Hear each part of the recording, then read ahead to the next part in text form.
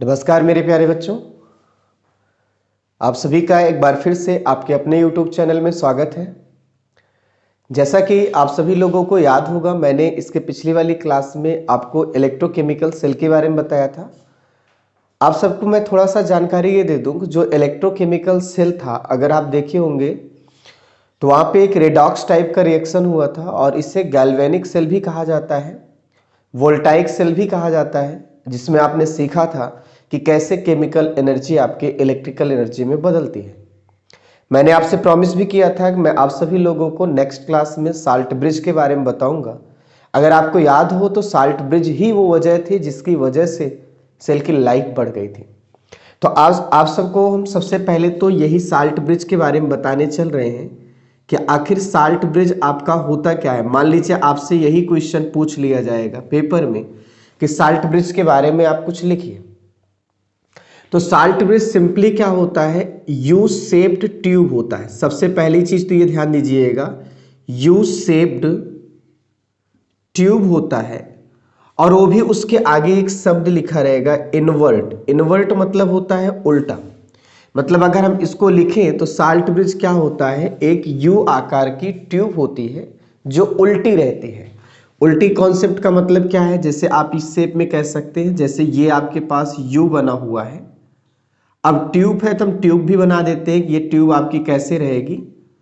और ये चीज तो एकदम क्लियर है कि यू शेप्ड की रहेगी और प्लस क्या रहेगी बताइए, इनवर्ट रहेगी, मतलब उल्टी रहेगी ये आपके पास। तो आप इसी को क्या नाम देंगे, साल्ट ब्रिज कहेंगे। साल्ट ब्रिज का एक सिंपल सा मतलब होता है कि एक नली है जो यू आकार की रहेगी और जो उल्टी रखी जाएगी। जब यूज में लाना होगा तो हम उसे उल्टा करके रखेंगे। भाई अगर आपको याद हो तो आपने देखा था कल दो कंटेनर लिया गया था। एक कंटेनर में ऑक्सीडेशन होता था, एक रिडक्शन होता था। आपने इनको गैल्वेनोमीटर से जोड़ रखा था। उसके बाद आपने देखा होगा कि एक यू शेप की ट्यूब थी जिसको ऐसे ही क्या कर दिया गया था, इस सॉल्यूशन में डाल दिया गया था। यही आपका क्या था, साल्ट ब्रिज था। अब आप कॉन्सेप्चुअल समझने की कोशिश करिए कि जो हमारे पास साल्ट ब्रिज होता है इसके बारे में अगर हम देखें तो सबसे पहले तो ये कह सकते हैं कि ये एक यू शेप्ड का क्या है, ट्यूब है। अच्छा, इसका रोल क्या था, इसका रोल यही था जो आपके पास सॉल्यूशन में आवेश होते हैं, जो सॉल्यूशन के चार्ज होते हैं, उन चार्जेस को क्या करना, न्यूट्रलाइज करना। यानी अगर हम साल्ट ब्रिज का रोल देखें तो साल्ट ब्रिज का केवल एक रोल होता है, neutralisation. Neutralisation of charges of solution. देखिए इसको हम हिंदी में अगर लिखें तो आप कह सकते हैं विलयन में जो आवेश है, जो क्या है, आवेश है, उसको उदासीन करना, उसको उदासीन करना। यही जो होता है साल्ट ब्रिज का अपना रोल होता है, क्योंकि जब वो उदासीन हो जाएगा तो इलेक्ट्रॉन को आने या जाने में कोई दिक्कत नहीं होगी और सेल की लाइफ क्या होती है, बढ़ जाती है। यही चीज आपको मैंने कल बताया था और आज थोड़ा सा हम सीखते हैं साल्ट ब्रिज को बनाया कैसे जाता है, क्या प्रोसेस है। तो आप उस बात को थोड़ा समझिएगा। सबसे पहली बात तो ये है कि आप जब इसको यूज करते हो तब इसको हम उल्टा रखते हैं, ठीक है, लेकिन बनाते समय जरूरी नहीं है। आप क्या करते हैं, ऐसे यहाँ पे एक ट्यूब लिया जाएगा जो यू शेप का रहेगा। जैसे मान लीजिए यही आपके पास है, एक ट्यूब है जो आपके पास किस शेप का है, यू शेप का है, यू आकार का है, ठीक है। आप इसमें क्या करते हैं, सबसे पहले इनर्ट इलेक्ट्रोलाइटिक मटेरियल डालते हैं। इसका मतलब समझ लीजिएगा, इनर्ट इलेक्ट्रोलाइटिक मटेरियल डाला जाता है। अब इसका मतलब ये होता है जिसे हम कह सकते हैं अक्रिय, हिंदी में बोलेंगे अक्रिय विद्युत अपघट्य पदार्थ। क्या डाला जाएगा, अक्रिय विद्युत अपघट्य पदार्थ डाला जाएगा। अच्छा, अक्रिय शब्द यहाँ क्यों आया है, उसकी वजह यह है क्योंकि आप जब इसको यूज कर रहे होते हैं तो आप देखते होंगे इन दोनों कंटेनर में सॉल्यूशन रहता था। अक्रिय का मतलब यह है कि इसमें कोई इलेक्ट्रोलाइटिक मटेरियल ऐसा मत डालिए जो इन सॉल्यूशन से क्या कर सके, रिएक्शन करे। तो इसका केवल एक उद्देश्य है, इसका केवल एक काम है, प्लस और माइनस देना, ना कि कहीं पे कोई रिएक्शन करना। आप बस इतना समझ लीजिएगा, इसका केवल एक ही उद्देश्य होता है भाई कि जो सॉल्यूशन में जो चार्जेस है उनको डिस्चार्ज करना, और डिस्चार्ज करने के लिए वो चार्ज देंगे। तो साल्ट ब्रिज का एक ही रोल है, वो चार्ज को देगा, आवेश को देगा। वो जरूरत पड़ने प्लस भी देगा और माइनस भी देगा, और जितना जरूरत रहेगा उतना देगा, ठीक है। लेकिन यहाँ पे इसका कतई ये रोल नहीं है कि साल्ट ब्रिज के अंदर भरा हुआ जो मटेरियल है वो इनमें जो भी एनोड या कैथोड है इनकी रॉड से रिएक्शन कर ले, या कंटेनर से रिएक्शन कर ले, या सॉल्यूशन से रिएक्शन कर ले, किसी से कोई रिएक्शन नहीं होना चाहिए। इसीलिए इन सब चीजों को ध्यान में रख के आप इलेक्ट्रोलाइटिक मटेरियल का चुनाव करिए कि जो इन सब से रिएक्शन ना करे। मतलब ये एक टाइप का कैसा होना चाहिए, इनर्ट होना चाहिए। अब आपको मैं एग्जांपल भी बता दूं, जैसे हमारे पास कुछ रहते हैं, हमारे पास जैसे NH4Cl यूज आता है, NaNO3 यूज आता है, या KNO3 यूज आता है, ऐसे आप KCl भी यूज आता है। तो आप ध्यान दीजिएगा, ऐसे तमाम आपके पास होते हैं जो अक्रिय वैद्युत अपघट्य होते हैं। बात को थोड़ा समझिएगा, मैं फिर से कह रहा हूं, अक्रियता का केवल मतलब ये है कि ये वैद्युत अपघट्य इस तरह से आप चुनाव करिएगा, इस तरह से आप सेलेक्ट करिएगा कि ये वैद्युत अपघट्य ना तो एनोड मतलब रॉड से रिएक्शन करे और ना सॉल्यूशन से ना कंटेनर से, ठीक है। तो ये आपका इसमें भर दिया जाएगा। तो जब आप इस साइड से भरोगे तो ये पूरा हमको लगता है ऐसे, अब जो दिखा दिया हूं समझ लीजिएगा, ये पूरा का पूरा इलेक्ट्रोलाइटिक मटेरियल क्या हो गया, भर गया है, ठीक है। अब इसमें जो है एक अगर पाउडर होता है, सुन लीजिएगा, अगर पाउडर होता है वो भी डाला जाता है। ये एक सेमी लिक्विड होता है। अगर आपसे कोई पूछे कि व्हाट इज अगर पाउडर, तो आप कहेंगे ये सेमी लिक्विड होता है, मतलब पूरा लिक्विड नहीं होता है, ठीक है। अब ये ऐसा काम करता है कि इसमें मिक्स हो जाएगा, ठीक है, मिक्स हो जाएगा। अब मिक्स होने के बाद जब ये पूरा हम सब लोग मिला लेते हैं ना, तो इसको हम बर्फ में रख देते हैं। किस में रख देते हैं, बर्फ में। तो बर्फ के ऐसे टुकड़े रहेंगे, आप उसी बर्फ के टुकड़ों में इसको क्या करेंगे, रख देंगे, पूरा का पूरा आप बर्फ में रख देंगे। अच्छा, बर्फ में रखने से क्या होगा, ये चीज जम जाएगी, फ्रिज हो जाएगी, ठीक है। और जब फ्रिज हो जाएगी तो आपका ये समझ लीजिएगा क्या तैयार हो जाएगा, बताइए, साल्ट ब्रिज। साल्ट ब्रिज एकदम क्या हुआ, तैयार हो गया। अब इसको उठाइएगा, उल्टा करके टांग देंगे, रख देंगे, तो देखेंगे इसमें से जो मटेरियल हमने भरा है वो मटेरियल बाहर नहीं निकलेगा। बात समझ पाए, यही तरीका होता है। मतलब आप एक यू शेप्ड का क्या लेंगे, नली लेंगे, उस नली में आप अक्रिय वैद्युत अपघट्य पदार्थ और अगर पाउडर को मिक्स करके उसमें डालेंगे। उसके बाद आप उसको बर्फ में रख देंगे। बर्फ में रखेंगे तो इसमें भरा हुआ जो भी पदार्थ है वो जम जाएगा। और जब ये जम जाएगा तो आप, जब ये जम जाए तो आप इसको चाहे उल्टा सीधा कैसे भी पकड़िए, वो पदार्थ बाहर निकलने वाला नहीं है। बात समझ पाए, तो यही आपका काम होता है, साल्ट ब्रिज को कैसे बनाया जाता है, how we can prepare salt bridge. आपको रोल तो पता ही है, साल्ट ब्रिज का रोल होता है सेल की लाइफ को बढ़ाने में। तो मुझे उम्मीद है कि आपको ये चीज समझ में आया है। अब आपको जो चीज मैं बताने चल रहा हूं आप उसको भी देखिएगा, साल्ट ब्रिज क्या क्या काम करता है, या साल्ट ब्रिज कैसा होना चाहिए ताकि बहुत अच्छा रिजल्ट आए, ठीक है। तो एक बात मैं आपको बता दूं, सुन लीजिएगा। जैसे कल की ही बात थी, मैं पूरा का पूरा फंडा क्लियर कर दे रहा हूं। जैसे ये आपके पास दो कंटेनर थे, ठीक है, जैसा भी बने अच्छा बनेगा। ये आपके पास एनोड था, ये आपके पास कैथोड था। यहाँ पर आपने जिंक की रॉड को डाला था और यहाँ पे मैंने कॉपर की रॉड को डाला था। इनको आपने गैल्वेनोमीटर से जोड़ा था, फिर आपने एक साल्ट ब्रिज जोड़ा था, अगर आपको याद हो तो।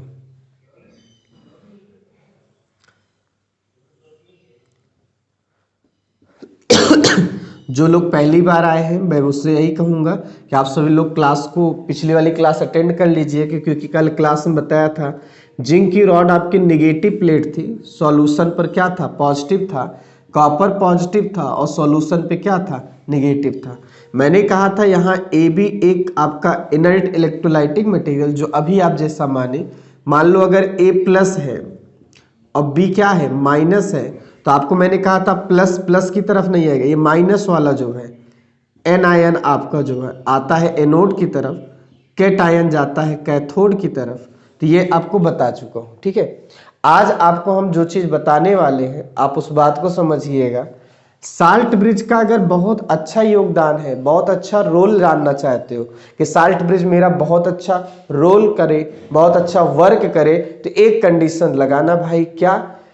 जो आपके पास एनायन की स्पीड है, बात को समझिएगा, एनायन की जो स्पीड है वो बराबर कर दो भाई कैटायन की स्पीड के।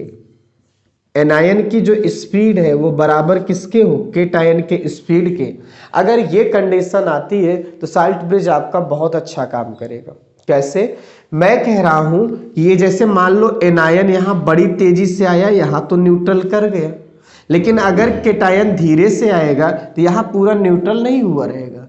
यहां न्यूट्रल हो गया तो इलेक्ट्रॉन जाने के लिए तो चले गए, लेकिन यहां अभी न्यूट्रल नहीं हुआ है तो आने में उनको दिक्कत होगी। मान लो अगर कैटायन बड़ी तेजी से गया, इस पूरे सॉल्यूशन को न्यूट्रल कर दिया, सपोज कर लीजिए, लेकिन एनायन थोड़ा लूज रहा, कम स्पीड है, तो यहाँ पूरा न्यूट्रल नहीं कर पाएगा, और नहीं कर पाएगा तो इलेक्ट्रॉन को जाने में क्या होगी? दिक्कत होगी। मतलब ये है कि अगर एक तेज हो जाए एक स्लो हो जाए तो न्यूट्रॉन को आने जाने में इलेक्ट्रॉन को आने जाने में क्या होगी? दिक्कत होगी कि नहीं होगी? आपने कल सीखा था जिंक से इलेक्ट्रॉन जाता है, कॉपर में इलेक्ट्रॉन आता है, यहां का प्लस इन इलेक्ट्रॉन को खींचता है, इसलिए इलेक्ट्रॉन जा नहीं पाता, सॉल्यूशन का माइनस इनको दूर कर देता है, रिपल कर देता है, इसलिए आ नहीं पाता। और आज साल्ट ब्रिज कल भी बताया था, आज थोड़ा से बता दे रहा हूं। एक शर्त है, क्या? दोनों आयन की स्पीड बराबर रखो भाई, नहीं रखोगे तो गड़बड़ हो जाएगा। जैसे मान लो एन आयन बड़ी तेजी से आया, इनको तो न्यूट्रल कर गया पूरा, तो मतलब इलेक्ट्रॉन को खींचने वाला कोई नहीं है, इलेक्ट्रॉन बेफिक्री से ऐसे चलेगा। यहां लेकिन कैटायन अगर धीरे गया है, स्पीड कम है, तो यहां पूर्णतः न्यूट्रल नहीं हुआ होगा, और पूर्णतः जब उदासीन नहीं हुआ होगा, न्यूट्रल नहीं हुआ होगा, तो यहां माइनस कुछ न कुछ बचा होगा जो इलेक्ट्रॉनों को आने नहीं देगा। बात समझ पाए? तो इसका मतलब ये अगर दोनों की स्पीड आप बराबर करके देखो क्या मिलेगा भैया, दोनों की स्पीड बराबर कर दोगे, दोनों एक साथ न्यूट्रल होंगे, और एक साथ न्यूट्रल होंगे तो कोई ना तो जाने के लिए रोकेगा और ना तो कोई आने के लिए रोकेगा, मतलब आना जाना लगा रहेगा इलेक्ट्रॉन का, मतलब सेल काम करता रहेगा। तो साल्ट ब्रिज में आप ऐसे इलेक्ट्रोलाइट का चुनाव करिए, पहली बात, जो सॉल्यूशन और रॉड या कंटेनर से रिएक्शन न करे। दूसरी बात, ऐसे इलेक्ट्रोलाइट का चुनाव करिए जिसमें लगभग कैटायन और एनायन मतलब धन आयन और ऋण आयन का वेग क्या हो? बराबर हो। वेग बराबर होने से उदासीनता दोनों में एक समय पे आएगी, ठीक है। तो ये आपको मैंने बता दिया है। अब थोड़ा सा एक वर्ड आपके यहाँ कहा गया है, ये भी कभी कभी पेपर में आता है, जरा आप समझिएगा कि जो साल्ट ब्रिज होता है ना, ये आपके यहाँ ये बकायदे लिखा गया है, salt bridge minimize liquid liquid junction potential. आपको हमको इसको एक्सप्लेन करना है, लिक्विड लिक्विड जंक्शन पोटेंशियल, इस चीज को हमको एक्सप्लेन करना है। ये साल्ट ब्रिज क्या करता है? साल्ट ब्रिज एक काम करता है कि जो लिक्विड और लिक्विड टच किए हैं उनके जंक्शन पर जो पोटेंशियल होता है उसे मिनिमाइज करता है। मिनिमाइज करने का मतलब क्या है? उसे कम कर देता है। कभी कभी क्या होता है, ये दो कंटेनर जैसे हम अलग अलग लिए हैं ना, तो कभी कभी ऐसा होता है उनको एक में ही कराया जाता है, जैसे ये पूरा है, अब बीच से पार्टीशन डाल दिया जाता है, ठीक है, और इसमें एक रॉड है, इसमें एक रॉड है, समझिएगा, ये मान लो जिंक का है, ये मान लो कॉपर का है। आपने पूरा सेटअप तैयार किया है। मैंने अभी बोला क्या, कभी कभी इन्हें दो अलग अलग कंटेनर में ना करा के एक ही कंटेनर में कराया जाता है, बस बीच में पार्टीशन डाल दिया जाता है। तो आप देखो, ये जैसे सॉल्यूशन आपके पास यहाँ पर है, ये जैसे सॉल्यूशन है, और यहाँ पर भी ये सॉल्यूशन था। आप देखो जब साल्ट ब्रिज नहीं लगाए थे तो क्या हो गया था, जरा देखो, जब आप साल्ट ब्रिज नहीं लगाए थे तो जिंक रॉड पे तो निगेटिव था और सॉल्यूशन पे पॉजिटिव था। सॉल्यूशन पर क्या था? पॉजिटिव था, ठीक है। कॉपर पे तो पॉजिटिव था लेकिन सॉल्यूशन पे क्या था? निगेटिव था। अब आप जरा यहां पर ध्यान दीजिएगा, ये एक जंक्शन है, ये क्या है? जंक्शन है, और जंक्शन किसका है? इधर भी लिक्विड है और इधर भी क्या है? लिक्विड है। इस लिक्विड पे देखो प्लस चार्ज है और ये माइनस चार्ज है। प्लस चार्ज रहता है तो उसे हाई पोटेंशियल कहा जाता है, और माइनस चार्ज रहता है तो उसे लो पोटेंशियल कहा जाता है। इसका मतलब क्या निकला? इसका मतलब है कि जंक्शन पर अगर आप ध्यान देंगे तो एक पोटेंशियल डिफरेंस है। जंक्शन पर एक क्या है, देखिए पोटेंशियल डिफरेंस है। और अगर हम इन्हीं को देखें तो हिंदी में क्या बोलेंगे? उच्च विभव कहेंगे। प्लस वाले को उच्च विभव कहा जाता है, माइनस वाले को निम्न विभव कहा जाता है। अब देखो उच्च और निम्न की बात आ गई, मतलब यहां विभवांतर है। ये तब हम समझते हैं जब साल्ट ब्रिज नहीं लगाते। लेकिन जरा एक बात बताओ कि अगर आप साल्ट ब्रिज यूज में ला देते हो तो साल्ट ब्रिज के यूज में आने से क्या होता है? ये प्लस आपका गायब होने लगता है, सॉल्यूशन का ये प्लस चार्ज गायब होने लगता है, माइनस चार्ज गायब होने लगता है। और जब यही प्लस माइनस गायब होने लगेंगे तो यानी उच्च और निम्न गायब होने लगेगा, तो विभवांतर कम होता चला जाएगा। तो आप कह सकते हैं कि साल्ट ब्रिज को जब मैं यूज करता हूं तो उससे जो लिक्विड लिक्विड मतलब द्रव द्रव का जो जंक्शन होता है, संधि विभव होता है, समझिएगा, वो कम हो जाता है। क्योंकि साल्ट ब्रिज संधि पर यानी जंक्शन के दोनों साइड जो चार्जेस होते हैं ना, उनको खत्म कर देता है, एकदम न्यूट्रल कर देता है। तो इसीलिए बोला जाता है कि salt bridge liquid liquid junction potential को क्या करता है? मिनिमाइज कर देता है, मतलब कम कर देता है। तो मैं आशा करता हूं आपको ये सारी चीजें अच्छे से समझ में आ गई होंगी, कोई दिक्कत नहीं होगी, किसी भी प्रकार से कोई दिक्कत नहीं होगी। ये आपका साल्ट ब्रिज था, मुझे आपको समझाना था। देखो भाई, साल्ट ब्रिज आप यूज करके सेल की लाइफ बढ़ा दिए, ठीक है। दो बातों को ध्यान में रखना है, पहली बात बनाते कैसे हैं, दूसरा इसको यूज करते समय किन किन बातों को ध्यान में रखना चाहिए, तीसरा ये कर क्या जाता है। दो काम तो बता दिया, एक सेल की लाइफ बढ़ा देता है और दूसरे का काम ये है कि लिक्विड लिक्विड जंक्शन पे पोटेंशियल को खत्म कर देता है, ठीक है, मिनिमाइज कर देता है। खत्म करना थोड़ा गलत वर्ड होगा। तो मुझे लगता है कि आपको साल्ट ब्रिज समझ में आ गया है। अब थोड़ा सा मैं एक इंट्रोडक्शन देने चल रहा हूं। इंट्रोडक्शन ही क्या, एक बहुत ही बेसिक चीज है, थोड़ा आप इसको समझिएगा। वो ये है कि भाई हम सभी लोग अब आज से कल तक नेक्स्ट वाली क्लास में एक टर्म समझेंगे जिसे हम कहेंगे इलेक्ट्रोड पोटेंशियल, जिसका नाम होता है इलेक्ट्रोड विभव। आज हम आपको थोड़ा सा इलेक्ट्रोड विभव का कॉन्सेप्ट बता देते हैं। भाई साहब, जब भी विभव का मतलब आए समझ लेना कोई ना कोई वर्क है या विभवांतर की बात है, ठीक है। आपको मैंने दो चीज बताया है, अब उनको सेपरेटली देखो। जैसे ये आपके पास एक कंटेनर है, आपने क्या किया था, एक रॉड को इसमें डाला। जैसे ये आपके पास एक सॉल्यूशन है, वही एग्जांपल लेते हैं जो हमने आपको बताया है। मान लो ये ZnSO4 है, ये जिंक की रॉड है। आपने देखा था क्या हुआ था, आपने देखा कुछ समय के बाद, आपने देखा होगा कुछ समय के बाद, ठीक है, ये जो आपके पास सॉल्यूशन होता है ये आपके पास, और यहां पर ये आपके पास जिंक की जो रॉड होती है, आपने कुछ समय के बाद देखा होगा सॉल्यूशन पर प्लस चार्ज आ गया था। ये चीज मैंने बताया हुआ है। और रॉड पे माइनस चार्ज आ गया था। रॉड पे कौन सा चार्ज आ गया था? माइनस। यानी अगर हम सभी लोग यहां पर देखें तो ये आपके पास जिंक की ही रॉड थी और ये ZnSO4 था। अब आपसे अगर कोई पूछता है कि ये प्लस क्यों आया था, तो आपने कहा था यहां पर जिंक अपने इलेक्ट्रॉन को रॉड पे छोड़ देता है और Zn+2 के फॉर्म में यहां आ जाता है, जिससे Zn+2 थोड़ा सा क्या होता है, बढ़ जाता है। और +2 बढ़ने की वजह से सॉल्यूशन पे कौन सा चार्ज आता है? प्लस चार्ज आ जाता है, राइट। अब मैं इसको इसलिए बता दे रहा हूं क्योंकि इलेक्ट्रोड विभव का मतलब क्या होता है, एक सिंपल सा विभवांतर, पोटेंशियल डिफरेंस। देखो ये रॉड है और ये सॉल्यूशन है। अब रॉड पर अगर आप देखो तो माइनस चार्ज है और सॉल्यूशन पे कौन सा चार्ज है? प्लस चार्ज है। प्लस चार्ज को हम कहते हैं हाई पोटेंशियल, हाई पोटेंशियल आप कहेंगे। और इसका मतलब ये उच्च विभव है। कैसा होगा? उच्च विभव होगा। और ये कैसा होगा? निम्न विभव होगा। यानी इनके बीच में क्या हो गया? विभवांतर हो गया। यानी पोटेंशियल डिफरेंस हो गया। भाई साहब इसी पोटेंशियल डिफरेंस को इलेक्ट्रोड पोटेंशियल कहा जाता है। अगर आपसे कोई ये कहता है व्हाट इज इलेक्ट्रोड पोटेंशियल, तो सिंपल वे में आप परिभाषा दीजिए कैसा, कि अगर किसी धातु को मतलब किसी मेटल को किसी वैद्युत अपघट यानी इलेक्ट्रोलाइटिक मटेरियल में हम डुबोते हैं। सुन लीजिएगा, एक रॉड है, आपने उसे वैद्युत अपघट या इलेक्ट्रोलाइटिक मटेरियल में क्या किया है, डुबोया है।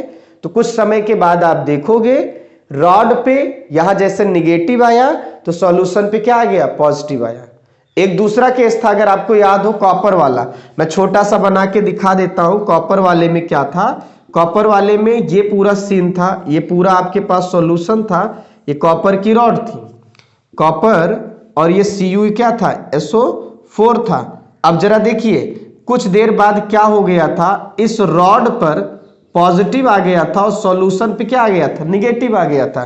कुल मिला के ये कहना है कि जब किसी रॉड को या जब किसी मेटल को किसी इलेक्ट्रोलाइटिक मटेरियल में, किसी इलेक्ट्रोलाइटिक मटेरियल में, वैद्युत अपघट्य पदार्थ में, उसके सॉल्यूशन में, याद रहे इस मेटल की रॉड को जब इस तरह के सॉल्यूशन में डाल देते हैं तो आपने देखा रॉड और सॉल्यूशन, रॉड पे अगर प्लस है तो सॉल्यूशन पे माइनस है, रॉड पे अगर माइनस है तो सॉल्यूशन पे क्या आता है, प्लस आता है।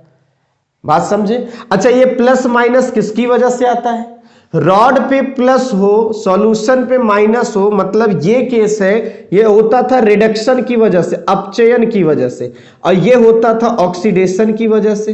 तो कुल मिला के समझ लीजिएगा कि जैसे आप किसी मेटल को सॉल्यूशन में डाल देते हो तो मेटल पे या तो प्लस आया या तो सॉल्यूशन पे माइनस आया, या मेटल पे माइनस आया या सॉल्यूशन पे प्लस आया। मतलब कुल मिला के ये है कि मेटल और सॉल्यूशन के बीच में एक विभवांतर क्रिएट हो जाता है, एक विभवांतर बन जाता है। भाई साहब हम उसी को इलेक्ट्रोड पोटेंशियल कहते हैं। क्या कहते हैं, इलेक्ट्रोड पोटेंशियल। मेरी बात आपको समझ में आ चुकी होगी। मेटल की रॉड और सॉल्यूशन में जो विभव का अंतर आता है भैया वही विभवांतर कहलाता है, और ऐसा विभवांतर इलेक्ट्रोड विभवांतर होता है, इलेक्ट्रोड विभव होता है, इलेक्ट्रोड पोटेंशियल होता है। हम सभी लोगों को यही चीज कैलकुलेट करना है, यही चीज क्या करना है, कैलकुलेट करना है। What is electrode potential, simple way में कहो potential difference between rod and solution, rod and solution. हाँ एक चीज आपकी बुकों में अक्सर लिखा गया है कि आप जो मेटल लेंगे ना उसी मेटल का कोई इलेक्ट्रोलाइटिक लो, जैसे आपने कॉपर लिए तो सॉल्यूशन कॉपर का ही लिया, कॉपर सल्फेट, जिंक लिया तो जिंक का ही लिया सॉल्यूशन, जिंक सल्फेट। मैं आपको बता दूं क्या है, यहां अपना अपने के पास रहेगा तो थोड़ा खास बात होगी, बात समझे।